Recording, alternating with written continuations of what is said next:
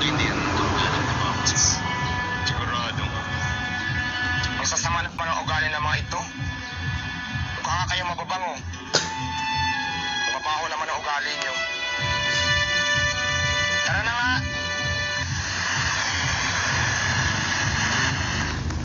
Pedro, kailangan natin si Dingding sa palengke. Nakakahiya naman po, senyor. Ihahatid niyo pa ako sa palengke. Huwag kang mahiya, Dingding.